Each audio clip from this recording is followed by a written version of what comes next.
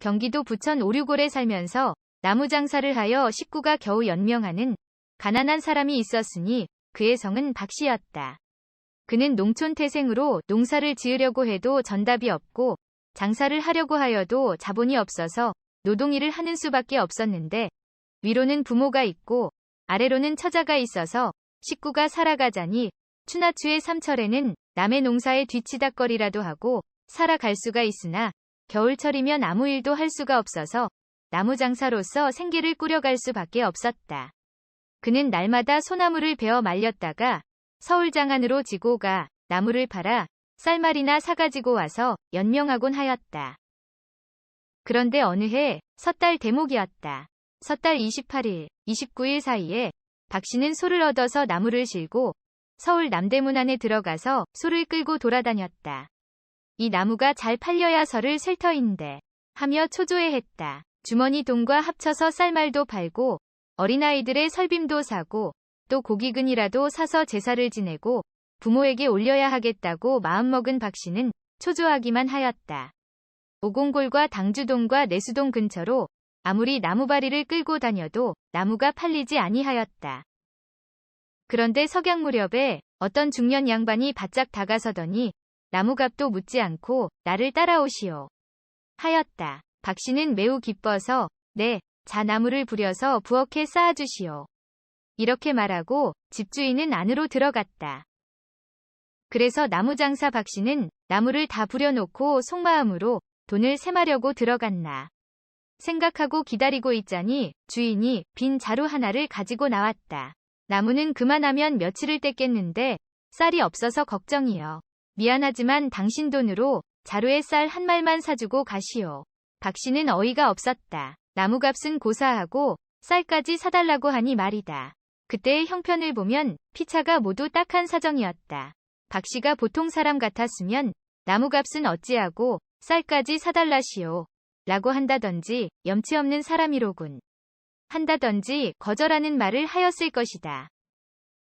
그러나 마음씨 착한 박씨가 집주인을 살펴본즉 중인이나 상사람은 아니요 양반 태물인 모양인데 벼슬도 못하고 놀고 있어서 설을 셀 나무와 쌀이 없어서 그러는 것이 아닌가 생각하고 측은하게 여기면서 두 말도 아니하고 자기 돈을 보태어 쌀까지 한 말 사다 주고 빈걸음으로 돌아섰다.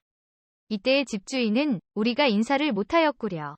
댁은 느시오. 네, 나는 부천 오류골 사는 박서방이요. 그렇소? 나도 박가요. 같은 박가이니 종씨구려. 그러면 우리가 3년 후에 만나보기로 합시다. 그래서 나무장사 박씨는 말 같지도 않아서 대답을 하는둥 마는둥 하고 그냥 돌아오고 말았다. 눈이 빠지게 기다리던 그의 아내는 실망이 적지 않았다. 바가지를 긁고 푸념을 하였음은 물론이었다. 떠드는 소리를 듣고 윗방에 있던 늙으신 아버지가 거 무엇 때문에 떠들썩하느냐. 아들인 박씨가 그날의 자초지종의 말을 다 하였더니 그거 참 잘했다. 그 양반이 오죽 답답하면 그렇게 하였겠느냐. 나무는 또 있으니 내일 한 번만 더 다녀오렴. 그리하면 우리는 그대로 살 것이 아니냐 하였다. 며느리는 듣고 그 아버지의 그 아들이로군. 저러니까 못 사는 것도 팔자지 하고 혼자말로 쫑알거렸다. 그 이튿날 박씨는 또 나무바리 소를 끌고 서울로 가서 일찍이 다 팔고 예정대로 대강 제사 지낼 세찬 준비와 쌀과 설빔까지 사가지고 돌아왔다. 그리고는 나무 한 바리와 쌀 한 말을 팔아주고 온 일은 아주 까맣게 잊어버리고 있었던 것이었다. 그 뒤에 1년이 다 지나서 서울서 웬 사람이 나무장사 박씨를 찾아왔다. 무슨 일로 오셨소? 하고 물었다. 당신이 지난해 연말에 당주동에서 나무 한 바리를 들여놓고 쌀 한 말까지 사주고 간 박서방이 아니시오? 이 사람은 동네 사람에게 미리 염탐을 하고 찾아온 모양이었다. 네, 그렇소. 그분이 당신을 찾아오라고 나를 보냈으니 서울로 같이 갑시다. 하며 행장을 차리라고 재촉한다. 그래서 박씨가 그 사람을 따라 같이 가서 보니 솥을 대문의 기와집인데 그 집 주인이 바로 작년에 보던 집주인 박씨였다. 그간에 이사를 한 모양이었다. 작년에 그렇게 가난하던 그는 당시 모 대신인 박씨였다. 반가이 맞아들이며 진수성찬을 대접하고 말했다. 그때에 내가 벼슬이 떨어져서 곤란을 받고 있을 때인데 아내가 해상까지 하여 할 수 없이 종씨에게 나무를 들여놓으라고 하고 쌀까지 팔아달라고 하였더니 종씨가 아무 말 한마디 없이 도와주어서 절처봉생을 하게 되었소.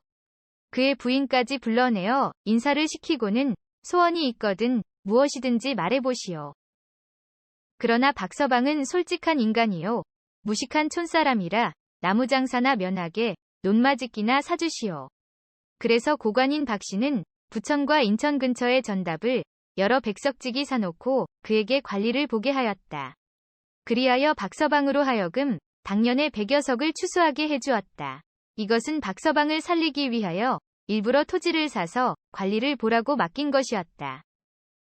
그 후 얼마 안 되어 철도가 부설되자 토지값이 비싸게 뛰어오르므로 박서방은 다시 박씨의 토지를 비싸게 팔아주고 돈을 만들어서 박씨에게 전하였더니 박씨는 처음 살 때의 본전만 받고 더 받은 것은 몽땅 나무장사 박서방에게 돌려주었다. 박서방은 그 돈으로 다시 자기의 토지를 장만하여서 천석지기가 넘는 벼락부자가 되었다. 오류동 사람들은 그를 부러워하며 나무 한 바리와 쌀 한 말로써 때 부자가 되었다 라고 하였다. 그 인과를 신기하다면서 치하하는 사람이 많았고 그 당시 오류동의 박부자라면 경기도 내에서 모르는 사람이 없었다. 이통의 박부자는 그 아들을 일본까지 보내 유학시켜 훗날 국회의원까지 지내게 하였다.